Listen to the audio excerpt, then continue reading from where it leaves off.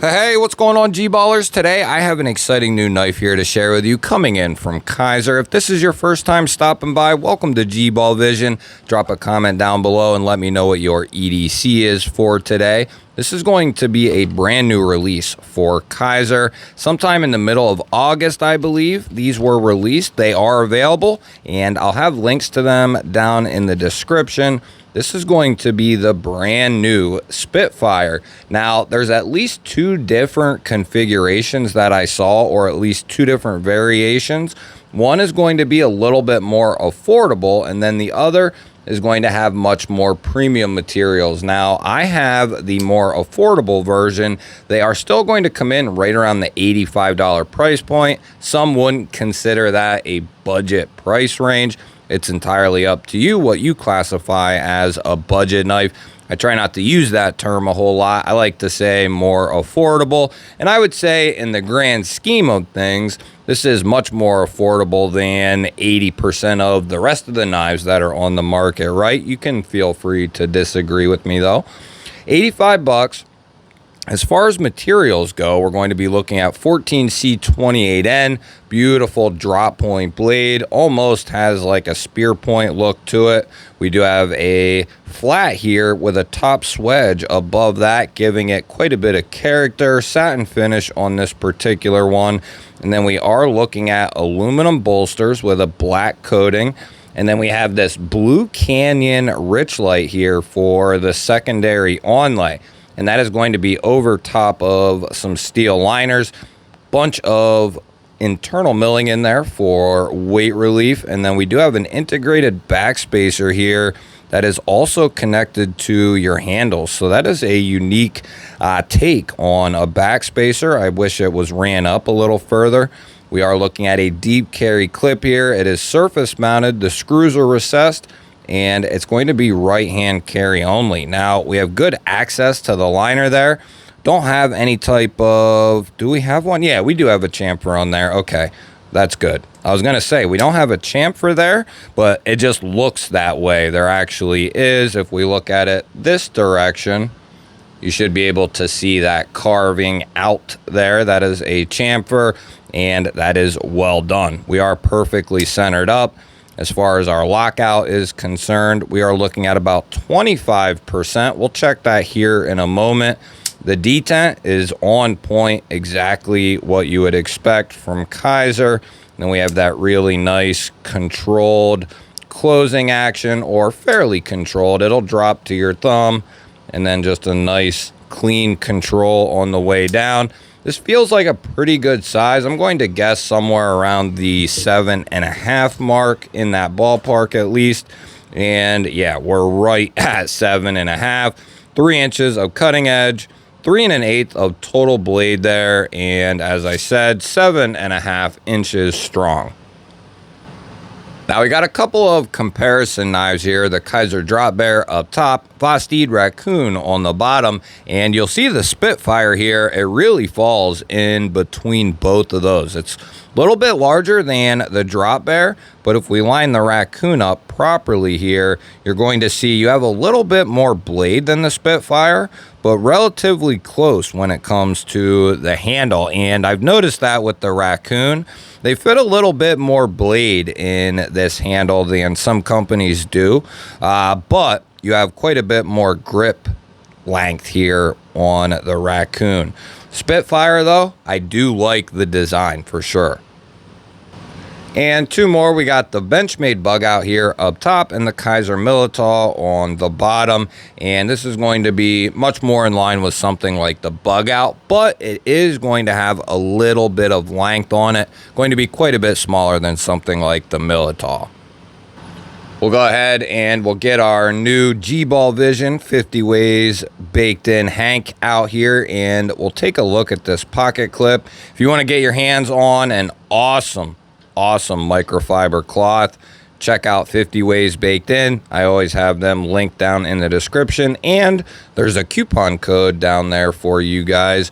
Now, this is going to be Kizer's standard deep carry clip, something they've used for a very long time, and it works really well. I could do without the symbol there, but at least it don't say Kizer, and I think at one point it probably did, and they just went to the emblem, which I don't mind that a whole lot. It gives it a little bit of character, so I could lean either way. I could do without it, but it is just a symbol, so not too shabby on that part. It is going to be right hand carry only. You'll have a little bit there poking out of the pocket, but that'll give you a sense of location and at least be able to kind of grab a hold of the top of that to pull it out of the pocket.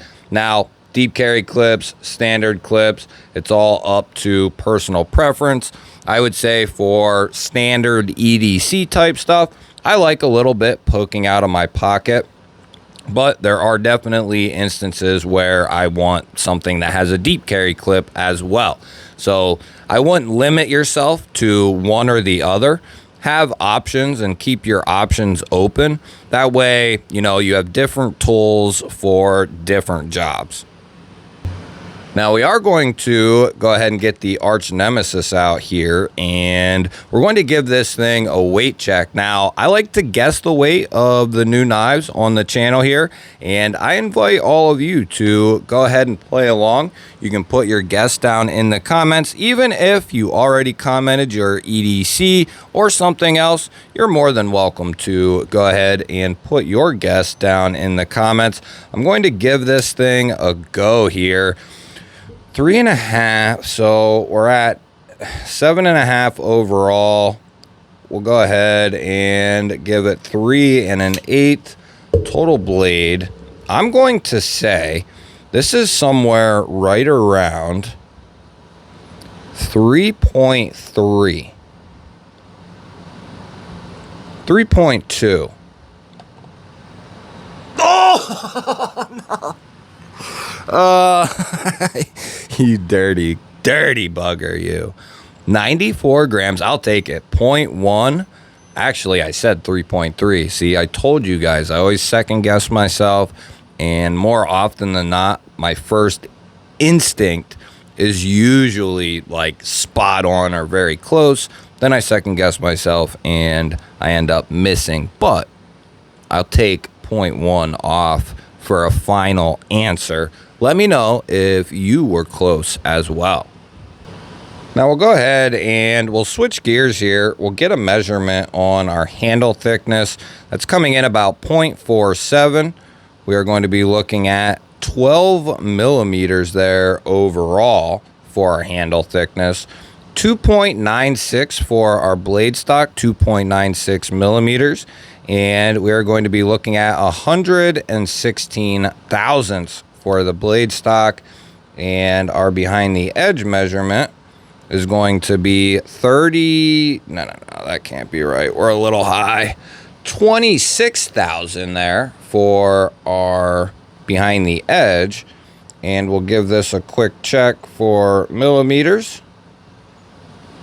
And we're coming in there around 70, what was that? 71, 72, 71.77 millimeters, I should say. So we'll go ahead and we'll roll over into a quick hardware check here. And we got T8s for our onlay screws / body screws here, non-tooled pivot. We are going to be looking at a T8 for the pivot there. And looks like T6. Yep, T6 on the pocket clip. But it doesn't appear that you need to take that off in order to disassemble the knife. And you don't have the option to put it on the left-hand side. So really, it doesn't matter otherwise to just keep them tightened up. So you have T8s all the way around with the exception of the pocket clip being T6. But you do yourself a favor if you're in the knife world, in the knife game, collecting, buying knives, what have you. It's a good idea to have a nice variety of T6 bits at your disposal. I know the better ones aren't the cheapest thing in the world, but you do yourself a good thing by having some reliable T6 bits. That way you're not stripping screws that really matter. and having a good driver is also pretty paramount. I always recommend the off-grid driver. They're fairly inexpensive, they're really well made, and you get a great T6, 8, and 10 along with it that you can house right in the handle. So overall, I like this design quite a bit. I do wish it was about 1/2 to 3/4 of an inch bigger. Like I've said for the last 1.5 years, year and 8 months, I'd love to start seeing more 8-inch plus knives, what we would maybe consider a larger folder, right? We just don't see a whole lot of them. Now, you know, taking this as what it is, and I know a lot of people out there, they're looking for, you know, larger folders, and I am as well, but we also have to accept that a big majority of people are in this particular size range for one reason or another. And I also have to keep things in perspective. I'm not going to talk about this knife you know, in a bad way because it's not to a larger size, right? I'm going to still view the knife for what it is, and I'm happy to see them using 14C here again, because it's not something we've seen them use a whole lot here over the last couple of years. Not a whole lot. They've used it some, but Nitro V and 154 CM have really been what they've used lately. And to me personally, I'd rather have 14C than both of those. I know some people, you know, are going to have differing opinions on that, but regardless, you're going to get a very solid knife from Kizer. We did check our lockup. The centering is good. We are going to see how this lock holds up. But first, you guys didn't remind me, we have to check this edge. That's what we do after we check the behind the edge thickness, is a edge check. And if you don't know, 14C 28N stainless steel can take one hell of an edge if done properly. It's also extremely tough. It is one of the toughest steels in the knife world. Very corrosion resistant, very user friendly as far as upkeep. It's easy to hone up, easy to sharpen up, even if you are someone who has not the first clue about sharpening. 14C, in my opinion, is a fantastic steel to start out with. Maybe not on this type of knife right here at this price point, but you can get yourself some 14C 28N at a very good price point, and I think it's one of the steels that I would recommend learning how to kind of strop and sharpen up your blades. And then once you even get just a tiny bit of an idea, you're going to be just fine with 14C. Now we do got to get old Spine Wacky out here and give this thing a couple of tests here, but I think we're going to be just fine. Even with a little bit earlier lockup, we'll go ahead and give this thing a couple of taps, make sure it's locked up properly. I don't feel any up and down movement. I don't feel any side to side movement. We're still at that 20% or so mark. We'll go ahead and start out towards the tip. Give it a couple of lighter taps to get going. Give it the old triple tap in the middle there. Close it and check it. And very good. And because it's a Kizer, we'll give it an extra one. We'll run this thing through a couple of checks here. We're still centered up. Deployment and disengagement still feel very good. The detent on this is good. They typically nail the action around the pivot.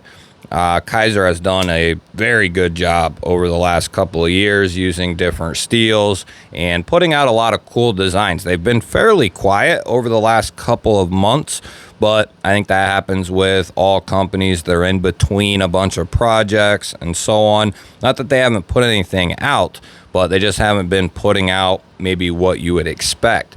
You have to let me know, is the Spitfire something you could see adding to your weekly rotation or your collection? I look forward to hearing your thoughts and opinions on this knife. Don't forget to share this video and hit the thumbs up button. That helps push the video out there to more people. Really appreciate it. If you're new to the channel and you enjoy knives and EDC, you're in the right place. Make sure you subscribe because I release videos like this every single day. I'm going to pop a couple of new videos up on your screen. Go check one of those out. Have an awesome day. Thank you all again for watching. I'll catch you on the next one.